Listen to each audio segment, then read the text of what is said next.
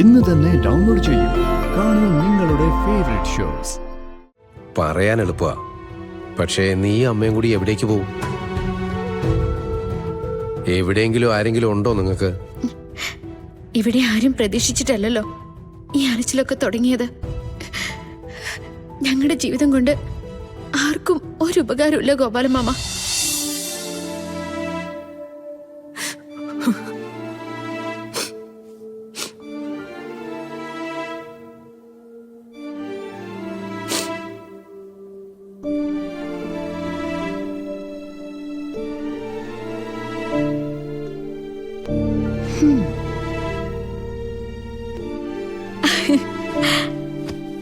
Thanks mummy.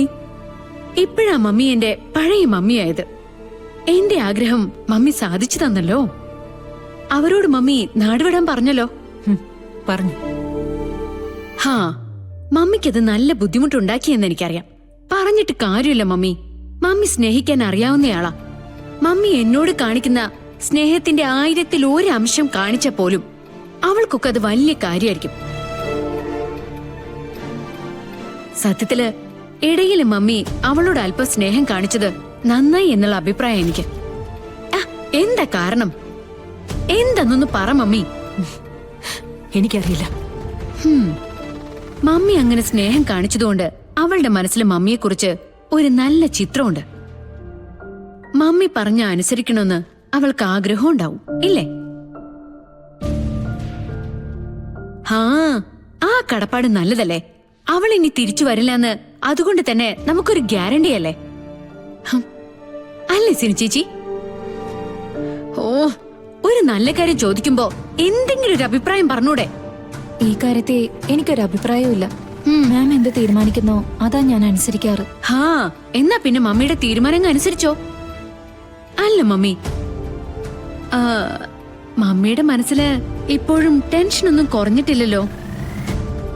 കളരിക്കല് മുത്തശ്ശി എന്നെ തല്ലിയില്ലേ, അതിന്റെ വൈരാഗ്യം എന്റെ മനസ്സിലുണ്ടാവില്ലേ?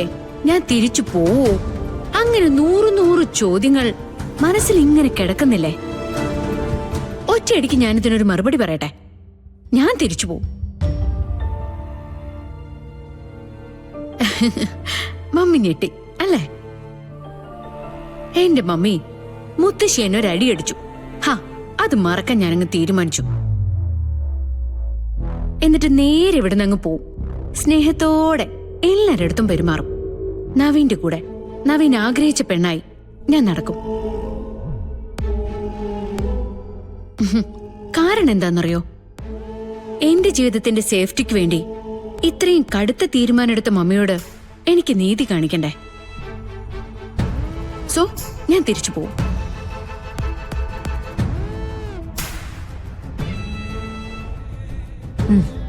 നന്നായി.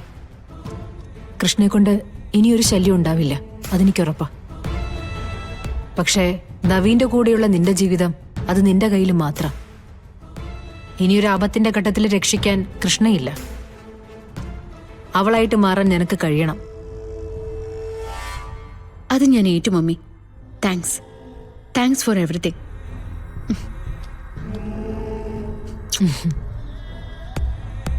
എങ്കിൽ ഞാൻ പോട്ടെ.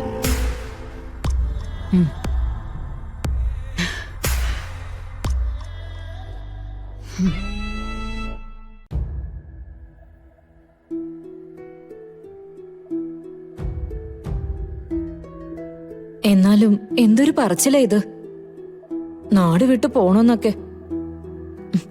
അല്ല ഗോപാലേട്ടാ, ഇതിപ്പോ കൃഷ്ണ എങ്ങോട്ടും പോകുന്നില്ലെന്ന് പറഞ്ഞാ അവരെന്താ ചെയ്യാൻ പോകുന്നേ? ഇവിടെ വന്ന് ബഹളം ഉണ്ടാക്കുകയല്ലേ ഉള്ളൂ. എന്താ അവര് വന്നാ നേരിടാൻ നമ്മളെ കൊണ്ട് പറ്റില്ലേ? വേണ്ട സുനന്ദേച്ചി, പോവാന്ന് ഞാൻ പറഞ്ഞതാ. പറയാൻ എളുപ്പമാ, പക്ഷേ നീ അമ്മയും കൂടി എവിടേക്ക് പോകും? എവിടെയെങ്കിലും ആരെങ്കിലും ഉണ്ടോ നിങ്ങൾക്ക്? ഇവിടെ ആരും പ്രതീക്ഷിച്ചിട്ടല്ലോ ഈ അലച്ചിലൊക്കെ തുടങ്ങിയത്. ഞങ്ങളുടെ ജീവിതം കൊണ്ട് ആർക്കും ഒരു ഉപകാരമില്ല ഗോപാലമാമ. ഉപദ്രവെങ്കിലും ഇല്ലാതിരിക്കുമല്ലോ.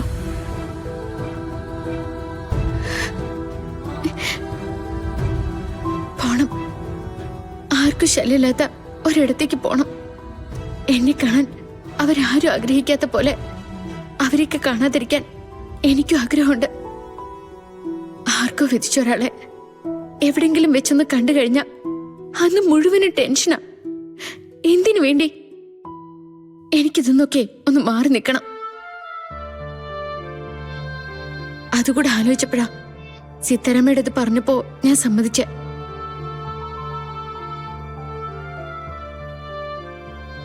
നിങ്ങളെ രണ്ടുപേരെയും പിരിഞ്ഞു പോകുന്നതിൽ വിഷമമുണ്ട്.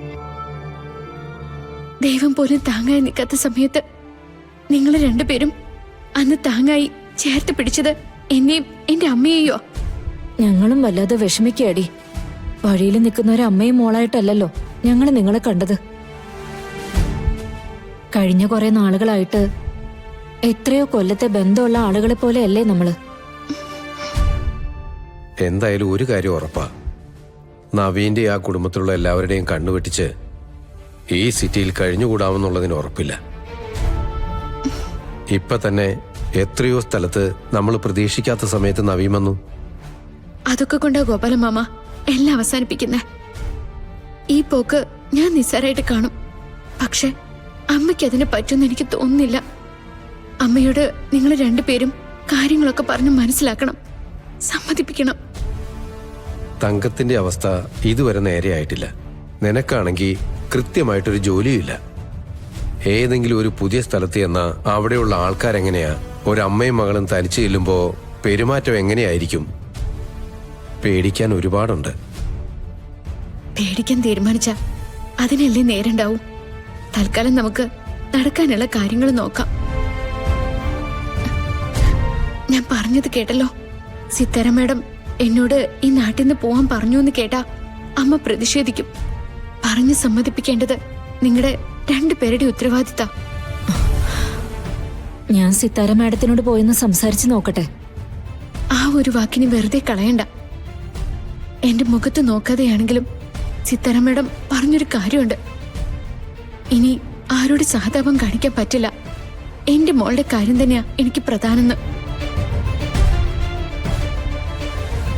എല്ലാത്തിനൊടുവില് അങ്ങനെ തന്നെ സംഭവിക്ക. അവർക്ക് അവരുടെ മകളും അവരുടെ ജീവിതവും വലുത്. നമ്മള് പുറത്തിറങ്ങാതെ മാളങ്ങളില് ഒതുങ്ങി ജീവിക്കേണ്ടവരാ. അത് അങ്ങനെ അങ്ങ് പോട്ടെന്നേ.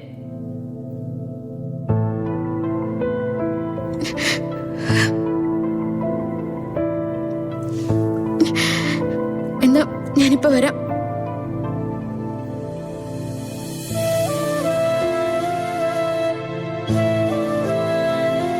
അവൾക്ക് നല്ല വിഷമമുണ്ട്.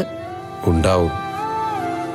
സൗകര്യങ്ങൾ കുറവാണെങ്കിലും നമ്മുടെ വീട്ടിൽ അവളൊരു അഭയം കണ്ടെത്തിയതായിരുന്നു. അതല്ലേ ഇല്ലാണ്ടാവുന്നത്?